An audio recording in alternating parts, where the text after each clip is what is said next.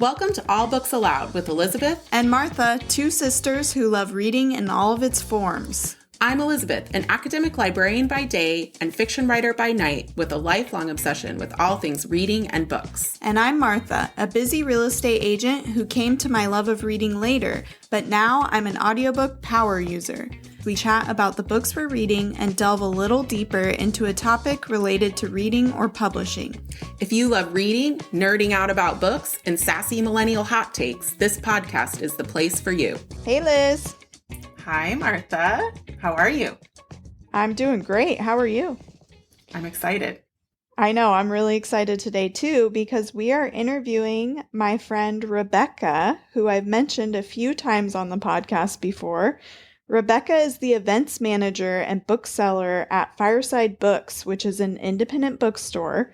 And when she isn't talking about books, she's usually reading or daydreaming about them. Welcome, Rebecca. Hello, I'm excited to be here. I love that bio. My kind of person. There's just basically not a time when I'm not thinking about books. Yes, it's perfect. And we usually start our podcast episodes, Rebecca, by talking about what we're reading. Do you want to go first? Yeah, absolutely. I just finished a really wonderful book called The Land of Milk and Honey by Pam Zhang, and I may have butchered her name a little bit, but it's Zhang. It's a dystopian, which I've been in the mood for lately. And it really deals with the concept of hunger in all of its forms. And it takes place in a world in a not so far away future where smog has covered the earth and things aren't really able to grow. So everybody's eating this sort of low light mung bean protein. And the character is really, so she says, what will you do for a wilted head of lettuce? And it really talks about craving and hunger and class and all of these wonderfully juicy topics in a very beautifully written, and it's just a narrative that has a lot of depth to it. That sounds awesome. And what I love about it is it's surprisingly hopeful, even though it sounds kind of dire. Yeah, it definitely sounds a little grim, but I love that there's a hopeful element to it. Grim because it's also really realistic. I could see that being our world in the not so near future. Mm-hmm. That's why I don't usually gravitate towards those dystopian stories. But if it has a hopeful tone, then it sounds great. What are you reading, Liz? I have just started a new paper book called The Astrology House by Carinn, Jade. I'm about a third of the way in, so I'm not 100% on everything with the plot. But basically the premise is that a group of friends, they go to vacation at this sort of B&B on Long Island. If you know the New York area, Long Island is the place where people in that area who have money go to weekend, basically. And there's a B&B. The thing that makes it unique is that it has all this astrology stuff. It'll give you an astrology reading and it'll give couples compatibility readings, and it's owned, and the astrology is done by this young woman who's in her mid-20s named Renee. And it is a thriller, sort of like a psychological, there's stuff going on beneath the surface of all of these relationships with all these different characters that you meet who are there for the weekend.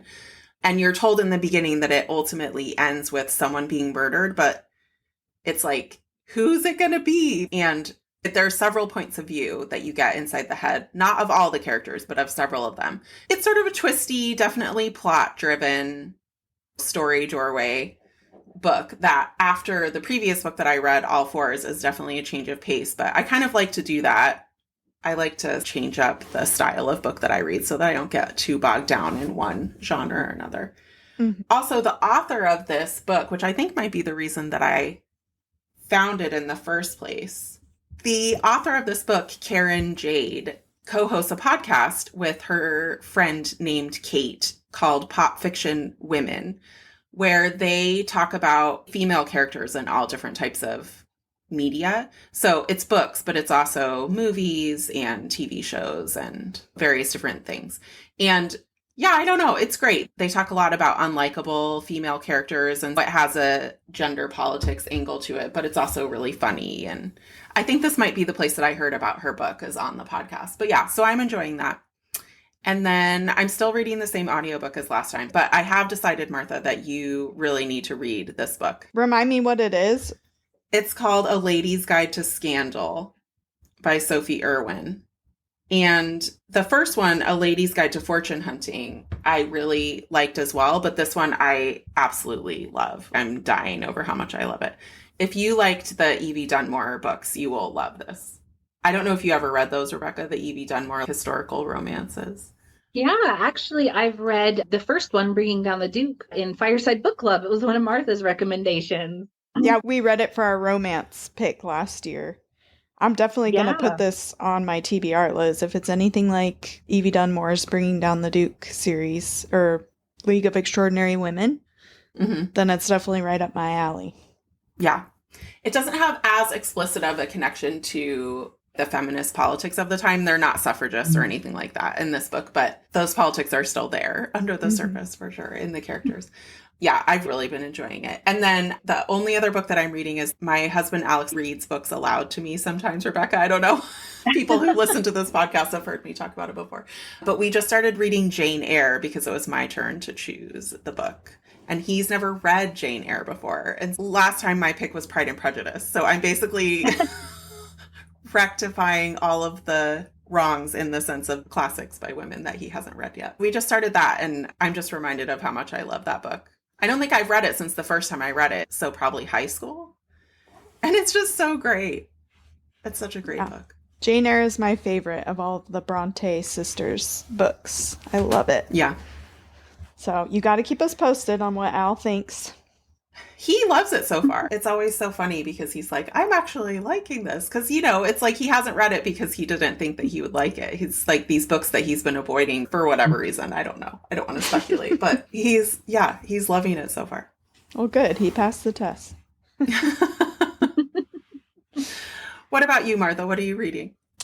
I am listening to The Giver of Stars by Jojo Moyes. I love Jojo Moyes. I love Me Before You and that whole series, and I've listened to In Someone Else's Shoes, and I just listened to her newest one called We All Live Here, so it got me back on a Jojo Moyes kick. This one seems like a little bit of a departure for her. It's less women's fiction and more historical fiction. It's set in Depression-era Kentucky, and it's a group of women who become mobile librarians. The project is sort of a brainchild of Eleanor Roosevelt's, and they have women go into these rural areas on horseback and bring library books. So they're delivering and picking up every week. And it's really interesting because obviously it talks about the politics of mining in Appalachia in that time and the patriarchy and how women are treated and how kids weren't going to school. And when they first start visiting these families, they get threatened, you know, get off my land, I'll shoot you kind of thing. And then in the end, or at least at the part I'm at, they're befriending the families and really sharing the gift that is reading and how much it can benefit the families. And so far it's really great. But yeah, just a little bit of a different story from what I'm used to from Jojo Moyes, but it's great and a great narrator. So I'm enjoying that. Nice. And I'm still trying to finish Onyx Storm, which is a little bit surprising to me.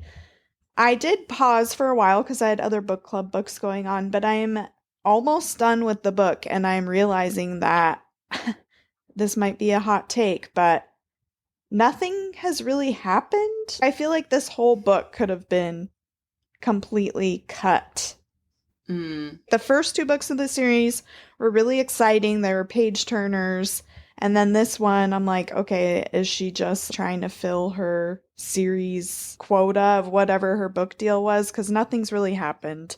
And I hear that the end is really interesting, but I have a tiny bit left. And I'm sure she'll do some twist at the end because that's kind of what she's known for. Honestly, it's been a little bit of a slog, but I want to finish the series, so I'm sticking it out. Has already been announced how many books are going to be in the full series? I'm looking on Goodreads right now, and it looks like if you click on the Empyrean series, there is a book 4, And then under book 4, which is untitled, it says Rebecca Yarros has confirmed and stated on several platforms that this will now be a 5-book series. I mean, I'm sure there are probably some people who like it. And yeah, she sold millions of books. So obviously she's doing something right. But I will say that it's not that surprising to me to hear that, because with an author who blows up like this and who then gets a multiple book deal, it's like she will have been working on that first book for who God knows how long. I feel like you work on the first book more than any other book, because you basically have to get an agent to take a chance on you, and then you're getting an editor to take a chance on you, and then you get the publishing house to take a chance on you. But then once that book sells and is so popular the way that this first one was, well, even then the second book, like probably she was working on the second book when the first book was out on submission. So the second book, she probably also took a fair bit of time to write. But once that first book was so popular, then there becomes the pressure of people want the next one. And so she can't spend the amount of time on the next one that she spent on even the second one.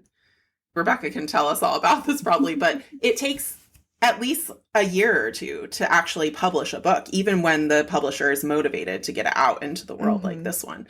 So the amount of time that she had to write it was probably small, and I'm sure it didn't go through as many rounds of edits. The pressure for it to be fast versus the pressure for it to be good has flipped. That happens a lot with these books that get super popular in their parts of series. You see the way that the different pressures that we're working on the author change. And I think that the book quality is, you can see it. Yeah. It happened to Sarah J. Maas too in the Crescent City series. I feel like it was so built up, and there was a lot of criticism for those books, especially the last one in the series.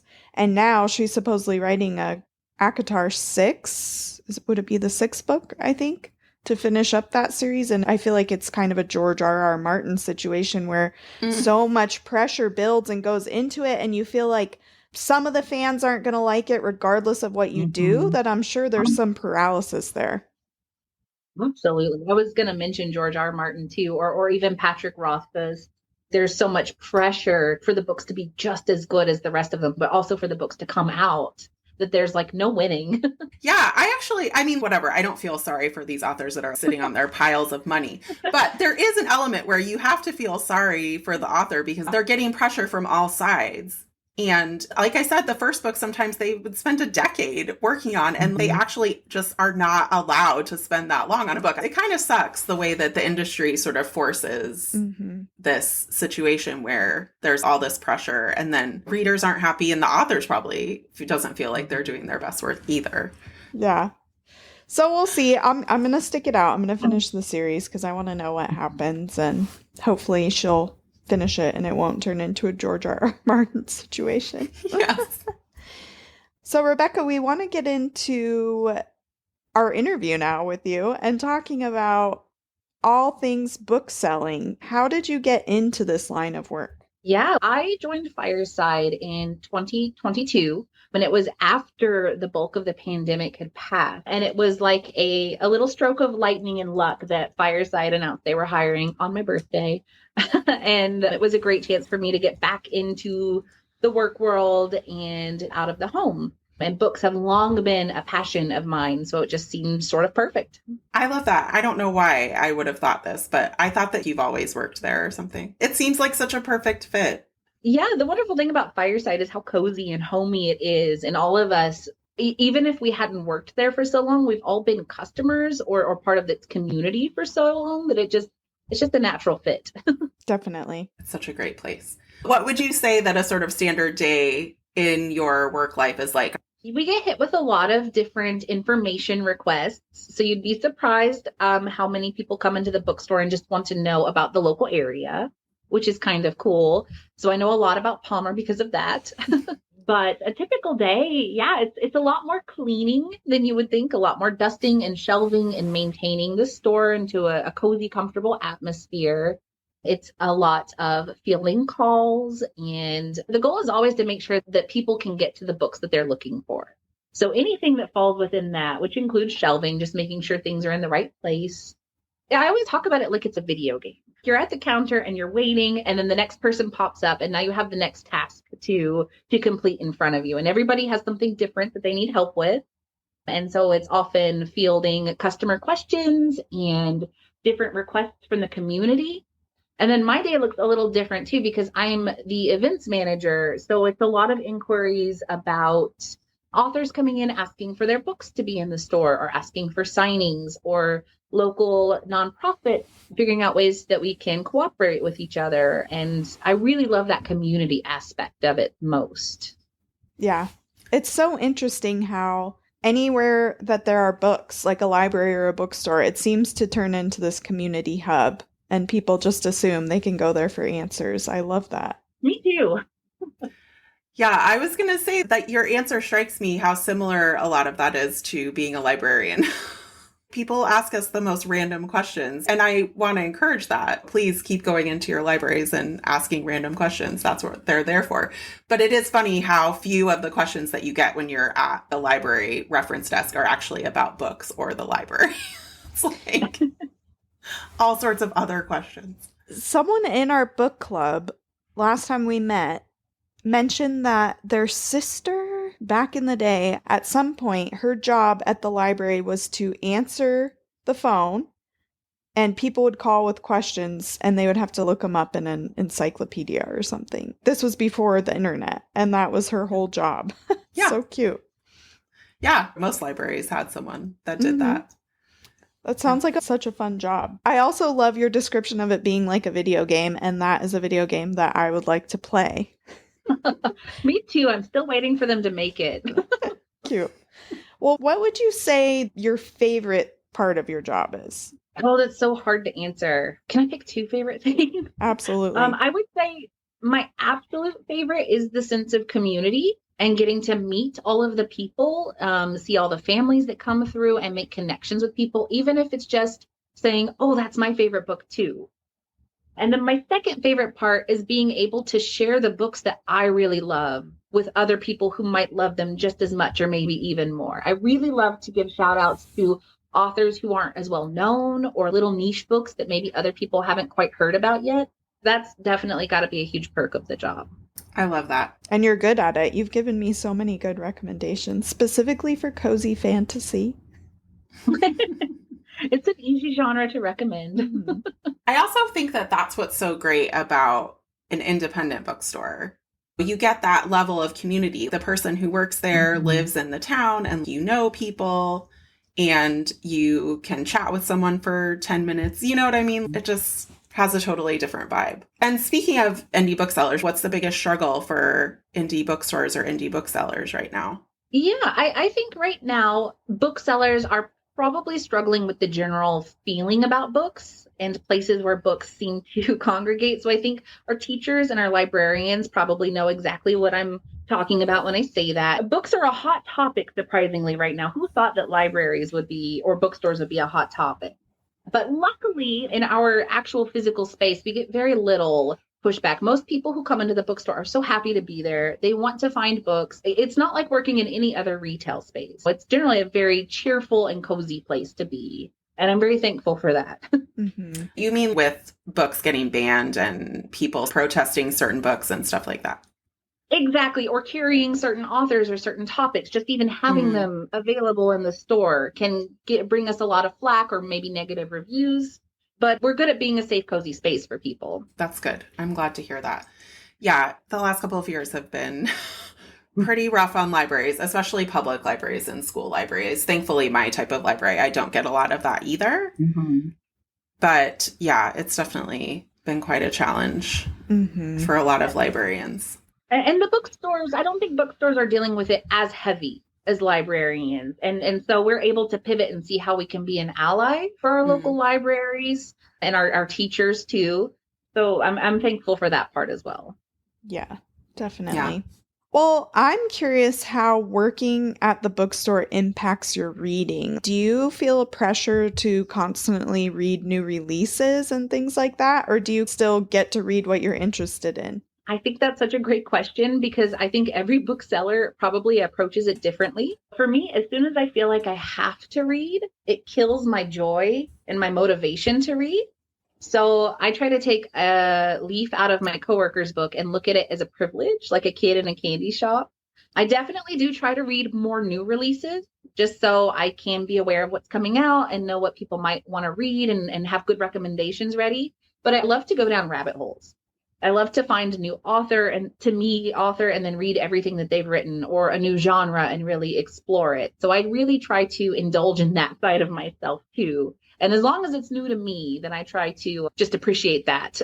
I don't do nearly as much rereading as I used to. It feels very indulgent now to reread a book. Mm-hmm. Okay, that's interesting. That makes me think of, I want your take on one of our All Books Allowed controversial topics. Do you DNF books that you're not enjoying? Would you stop reading a book? Absolutely, I do, which is very funny because I run our book club. And sometimes I have DNF'd book club books. I will definitely still research them and make sure that I know how to lead the conversation.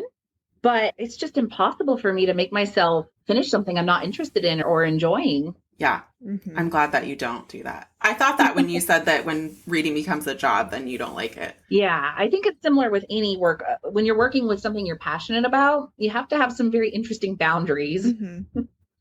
And that's one thing that's great about our book club too, Rebecca, and you're so good at fostering this culture that we have going on there. I've DNF'd book club books, but then still gone to book club and talked about it and felt welcome. And there's no judgment on like, oh, if you didn't finish the book, what are you even doing here? You have nothing to contribute. Or, it's never like that. It's always so great still to talk about why maybe someone didn't like it. And everyone's so open and responsive, and it's great. Yeah, well, we have a very particular book club and then it's genre exploratory. So we try to read something different every month and really get people out of their comfort zones, which is also very funny because I have a huge comfort zone that I like to stay in. But it's fun to be exploratory about it. And as soon as you start shaming people for not reading it or not liking something that someone else likes, then I think it does kill a little bit of the joy. Yeah, absolutely. What is your comfort zone? What is your genre of choice or genres? Well, Martha could probably quote me on this because I feel like I say it at every book club nearly. But if it doesn't have like a ghost or an orc or a zombie or something fantastical or very interesting happening, then it's hard for me to engage with it sometimes. So I like books that are in the fantasy and horror genre and a little bit in the sci-fi. And then anything, if it has fairy tales or if it's about witches, it can be any genre and I'll read it. Nice. I love that. So it's not really about the genre. It's more about the components of the book. I think so. Your podcast has introduced me to story doorways. Mm. And I do like thinking about those with genre too. I think it's really useful together to narrow down what you like about books and think about it in different terms. Mm-hmm. Yeah, that's exactly what it made me think of. Nancy, I hope you're listening. Yeah. Another convert. So what do you think your preferred doorway is then, Rebecca? That's so funny because it changes depending on who's writing and what book it's in. I think I lean towards character and language. I think those two are the biggest doorways for me, but I love a well-written setting. I think of Eowyn Ivy's The Snow Child and Blackwood's Blue Sky and just how the Alaska rises off of the pages. And even a good story, if it's got a great plot and it's just a page turner, you can't beat that either. Mm-hmm. So all of them. Yes. All of the books. Well, they all have their appeal. Mm-hmm. What about format? What format do you prefer reading? When you say format, you mean print versus audio versus digital? Mm-hmm. I tend towards physical books and I really love a hardcover. It was actually one of the things that surprised me working about Fireside Books is that the vast majority of people prefer paperback, which makes sense because it's easier to carry and a little bit more economical. But I love a good hardcover. I also listen to a lot of audiobooks too. I think you two are often both listening to a book and reading a book at the same time. Mm-hmm. And I do that as well, just because I like to have a book going when I can't physically read. If I'm doing dishes or chores, it's nice to have something to listen to. Yeah, definitely. Martha converted me to that. I always used to think that it would be too hard for me to hold to more than one story in my head. I was very hesitant about audiobooks, but now I need multiple things going at the same time. Yes, as many books as possible. It's funny too, because I don't think until recently I've been able to pause a book midway and start and finish another book and go back I would have never done that before until we started doing the podcast and talking about how there's no rules. You can do whatever you want. And now I can pause a book and read another book and pick up where I left off. And yeah, no one was harmed in the pause of this book. It's so funny. Yes. Oh my God, I love that. You freed yourself from all the shoulds around reading. It's the only way I could read all the books for book clubs. I would never be able to read a book that I just wanted to read. Speaking of book clubs, I want to go back to book clubs a little bit. The joys of running a book club, or what's hard about it, just in general, what it's like to be the person who's running it. Well, it can be a lot of fun. And I will say my very favorite thing about book club is having the book club. It's having the meeting and having everybody there and hearing what everybody thought about it and just connecting over what makes us love reading or what we didn't like about the book is just as fun sometimes. Even if it is my favorite book and you didn't like it, it's okay. Sorry. It can be really hard when you pick a book that's your favorite and book club doesn't respond favorably. Mm-hmm. But what I find difficult about it, I guess, is when I first started our book club at Fireside, we didn't have an identity. We were just, we're a bookstore, let's have a book club. We had one before the pandemic, let's have one again. And I think the struggle was finding an identity because we just started picking books that people liked. We literally just started picking a book off the bestseller list and then going from there. So that was a little bit of a struggle, but I think as time has gone on and we've refined and found who we are with our members and really found our purpose, it's become much easier and much more of a labor of love. Yeah. And I can say as a member, it's really fun to have to think about a genre that maybe you've never even heard about and what kind of book within that genre you want to put forward as your recommendation. It's really fun. So you did a great job. Well, I'm leaning on my teacher training there. My bachelor's degree is actually in teaching. And so I'm a huge nerd for vocabulary and knowing the different words associated. So one of my favorite things I figured out was what is an epistolary novel? And that's just a novel that's written through other documents like letters or diary entries. But I really love those things. And so I share them with you guys. Mm-hmm. I love that. Would you say that your book club membership is fairly stable, or do you have new people coming in all the time? Yeah, we have a bit of both, actually. So we have a core group of 5 or 6 people, and it's usually those same people every time. And then most meetings, I would say we usually have maybe one new member or a couple new members, and it really fluctuates with what book we're reading. We have the usual group of people that comes for every book. And then we have people who might be interested in this genre or interested in talking about this book. And then we have people that came a couple of times in the beginning and we haven't seen them since. And then they popped back up because they were busy and now they're free. So it's been a little bit of both. I like the sound of that because it's nice to have some new blood, right, to make the conversation look slightly different. But when I was working in the public library in Seattle, I helped the librarians manage the book clubs. With those, there would always be a new group of people every time I did it. And I feel like such a big part of a group like that is the cohesion of the group and the vibe of the group, as the kids would say. I don't know. And if you're all new to each other, it takes a while to get that figured out. And so to only have one time and then for everyone to be new the next time, it was like, I don't know how to get in a groove with this. So it sounds like you have the best of both worlds. I'm very thankful. And a big shout out to John. I don't know if he listens or not, but he's been to every book club that I've hosted since the beginning. And he's my one member who's hung on with me. So big shout out to John for that. That's great. So Rebecca, we have a few questions that are sort of what's it like as an insider in the industry. So something that Martha and I have talked about a lot of times on the podcast is the Bookstagram book talk phenomenon. So we would love to hear what your take is on those things. Do you engage with social media or is it something that you feel like is happening parallel to you? Yeah, that's another great question. In my personal life, I don't really engage too much in book talk or Bookstagram just because I'm not much of a social media person. There's a couple of places online, a few different forums that I'll trade book suggestions and recommendations on. But for the most part, I like to do my book socializing in person. And I'm very lucky that that's literally my job. So I don't have to go far to do that. as the person who runs Fireside social media, I definitely try to stay engaged and aware relatively. I'll scroll through a few different things and I follow the big publishers and a few authors that are near and dear to my own heart. But that's probably the extent of how I engage with it. I do try to stay aware of trends and what's happening just because those are good things to be aware of in general. But yeah, I try to distance myself a little bit. I'm not that keyed in on social media. The bookstore did a midnight release for Onyx Storm, though. Was there a social media element to that? Or did they just approach you and say, we want to do this event? What was that like?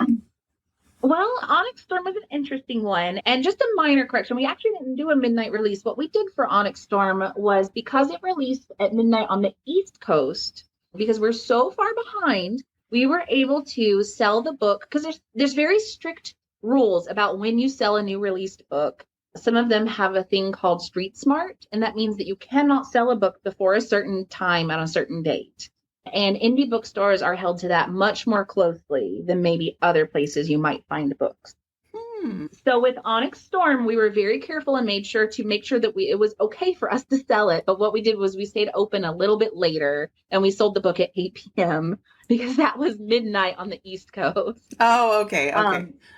We would have loved to do a big party for it, but being in Alaska and having some pretty unique to Alaska, some shipping issues, we're always a little wary about books like that and being able to have the books on time and in a sellable condition. Because if they come in damaged, that's a huge heart attack for us. And that actually is what happened with Fourth Wings. A lot of the books came in damaged. So with Onyx Storm, we were like, let's not commit to anything too big, but let's try to do something a little fun. I get a little green-eyed when I see bookstores who have the ability to throw these lavish masquerades and really fun midnight release parties. But I think the last one that we did at Fireside was for the last Harry Potter book. Wow. Well, even just staying open a little late for Onyx Storm was so fun. And I went and picked up my book and it was after hours and there were so many people coming in and they just had the biggest smiles on their faces and they were so excited. So even though it wasn't like a big party, it definitely still felt special and like you could feel the excitement and it seemed like the community really responded to that. Well, it was cool. People had their I'm probably pronouncing it wrong, Basquiat's college sweaters and all of their other Fourth Wing merchandise on them. It was very cool to see so many people bond and love the same thing. Yeah, cute. I love that. It's so funny. I had a moment, obviously, where I forgot it was Alaska because I just saw the picture that Martha had of her with the book and it was pitch black. And so I was just like, oh, it's midnight. They did it at midnight, but of course it was the midnight of 8 p.m. in Alaska in the winter. Exactly. It just felt like midnight. Yeah, that's so funny. Well, recently, Rebecca, you guys finally caved and added a romantasy section. Do you feel like that demand for the subgenre was a result of social media or was that some other phenomenon? Well, because of how Book Talk and Bookstagram have made huge shifts in the industry, it's hard to say if it's because of social media or just because of that's where people expect to find certain books. So I would say our decision to add romantasy had more to do with making sure people could find the books that they were looking for. Because with romantasy in particular, we had the problem of, well, does this go in fantasy or does it go in romance? And not fitting in either, and really asking ourselves, okay, if I'm a person looking for this book, where would I look? And romantasy, adding that section was just a way for us to signal to people that if you like this book, this is where more books like that live. And what's it been like since you added it? Have you been having to do a lot of restocking in that section? Yeah, we're still building it up a little bit. I think that everybody on staff has read a romantasy, but none of us are heavy into the genre. So it's been fun figuring out which books go there versus elsewhere. But it's been really great because it's worked out exactly as we'd hoped. It's exactly where people are going to look for. If you like Sarah J. Maas, if you like Fourth Wing, here's where you will find other books like that. Because if you put those books in fantasy, then if someone goes to the fantasy section, there might not be enough romance. They might not find what they're looking for. And if you put it in romance, there might be way too much fantasy in it for somebody who's just looking for a romance book. And so it's been an interesting evolution of genre. Yeah. I think that's really important though, because there are people, I mean, me among them in the beginning, although now I'm a convert on the romantasy thing, partially because of Martha, but there are people who are like, why do we have to label genres so much? Why can't we be more fluid? And I have some patience for that argument, but I think that your argument of like, this is where people are going to be looking for this book, it's reader focused, is a really important point to remember in that whole argument, that there's a reason that genres exist in bookstores. It's so that people know where to look for the books that they want to read, right? It's really practical and important. It's the best way of, because we can't help every customer personally shop, though we would love to go around and pick out books for everybody, but we can't. So our way of doing that is making sure that books are easy to find, and that if you're looking in this genre, then you're going to find books that you likely like in this genre. And so I was thinking of someone who liked Fourth Wing, maybe picking up, to go back to George R. R. Martin, picking up a Game of Thrones. Though they talk in very similar tropes, the books themselves are very different in theme and tone. And I just think that's the best way to get books to people. Yeah. Yeah. Makes sense. It does. It really does. Along the lines of all of the new readers that Romantasy has brought in, it's been in the news that more people are buying books. During the pandemic, there was a lot of news about book sales going up. And then recently there was news that Barnes & Noble is opening more stores for the first time this year since they started closing stores. And so I'm just wondering, from an indie bookseller's perspective, does it seem like more people are reading, more people are buying books from your perspective? Is that a phenomenon you've noticed? Yeah, that's another good question. I always roll my eyes a little bit when people are like, oh, no one's reading anymore. Or like, why aren't the kids reading? Or, oh, people are just watching movies or playing video games and not reading now. I think people have always read and will always read. And so it's hard to say if more or less people are reading right now. What I'll say is that more people are definitely indulging in reading as a hobby in all different ways. And I think that means collecting books as well as reading them. There are so many beautiful editions of books that are being put out right now that it feels, as someone who loves buying and reading books as much as I like talking about them, it's really hard to say, oh, I've already got this book, I can't have this other beautiful edition of it. And so I think you see people really engaging in book collecting. Whether or not that affects their reading, I'm not sure, but yeah, book trophies. That's interesting. We've talked about that too. Not even just different editions, but I'm guilty of this. Sometimes I'll listen to an audiobook and I'll love it so much that I'm like, I need to have this book on my shelf. Absolutely. No guilt involved in that, Martha. That's interesting. I didn't even think about that. And I roll my eyes along with you about the no one is reading. But that's really interesting to think about, the collecting part of it being possibly part of what's driving the increased sales numbers, as opposed to it being about whether people read more or less. Mm-hmm. Well, I know I'm guilty of exactly the same thing, Martha. I'll listen to a book and then I'll just want the cover on my shelf so I can look at it and see how pretty it is and know, oh yeah, there's that book that I love so much, because I'm very guilty of forgetting about books that I listened to just because I'm not looking at them the same way. Yeah, definitely. Makes perfect sense to me. I don't think either of you should feel guilty about it. I'm definitely not embarrassed of my 6 different editions of The Secret Garden.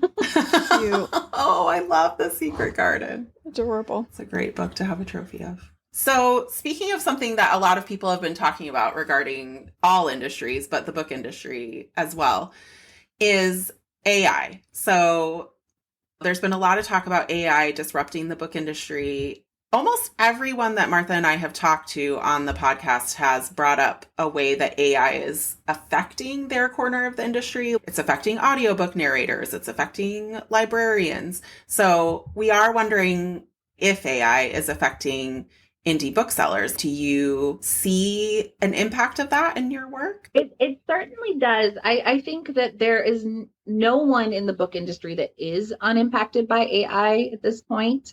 Specifically at my store, and talking about the people that I have talked to face to face, I haven't had any authors come in with AI in their books yet. We are expecting to see more of it, but there are several artists on our staff, and AI is huge in the art world as well as the book world. And we just have a general policy of, if there is AI in the book, we will not carry it. That's all. And I think that actually gives physical indie bookstores a little bit of an edge over online retailers because we are humans and we are carefully curating our collections.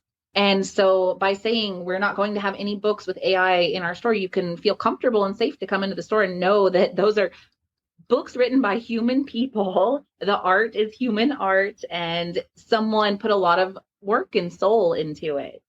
And when it comes to nonfiction books in particular, it's even more important, though I hate saying it because I'm a fiction lover, but with nonfiction books, when people are turning to them for information, it's so important to know that your book is written by an expert in the field, someone who knows what they're talking about. Mm-hmm. There have already been several reports of books on online retailers, specifically mushroom identification guides that were created by AI. No. And I can't speak to if those have had a concrete consequence in the real world yet or not, but you could easily see how that could go wrong. Yes. And many of those books were found to have poisonous mushrooms that aren't poisonous or vice versa. So you definitely see an impact. And I will say the one physical book we've had in the store that was AI written, it came in as a donation for used books. We looked at it, counted all the horse's legs because there weren't enough, laughed, and then we passed it on.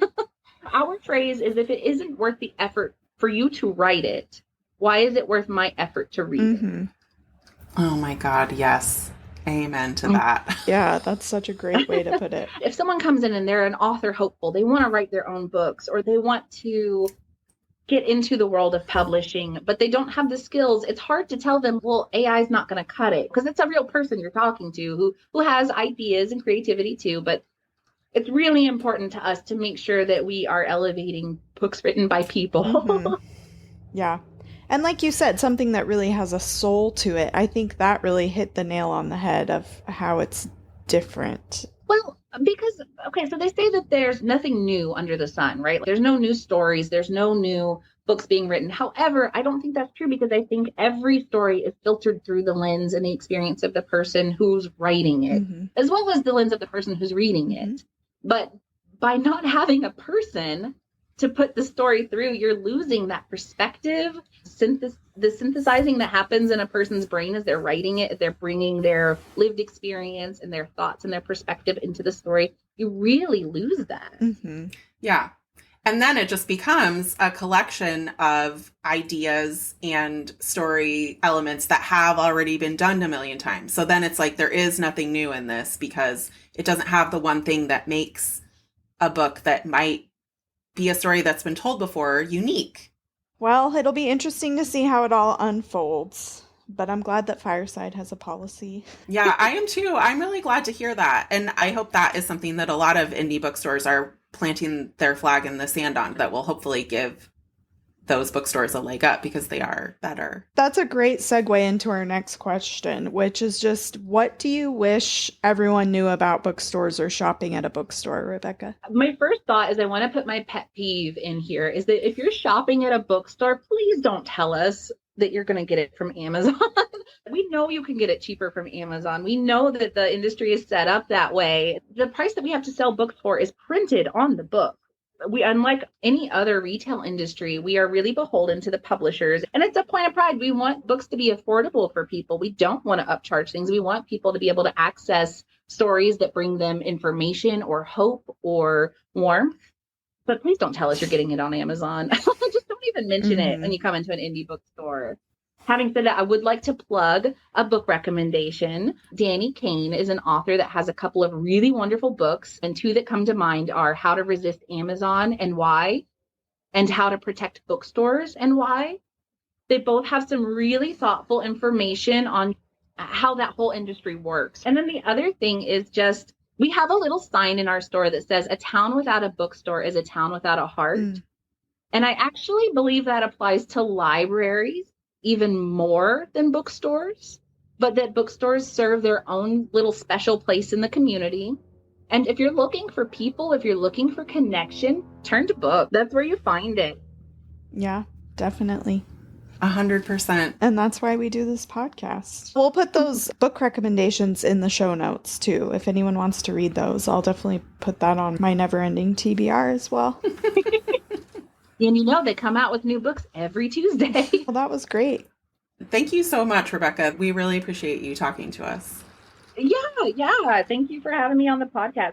I just want everyone to keep in mind that I'm just an individual working in a bookstore. I've only been in the book industry for about 3 years now, and these are just from my perspective and my experiences. Oh, that was such a great conversation with Rebecca. Thank you again so much for joining us. We had such a good time. If you guys are looking for even more bookish content, make sure you follow us on Instagram and TikTok at All Books Allowed Pod. If you'd like to get in touch, you can send us an email to allbooksallowedpod@gmail.com. Make sure you subscribe so you never miss an episode, and read on, my friends.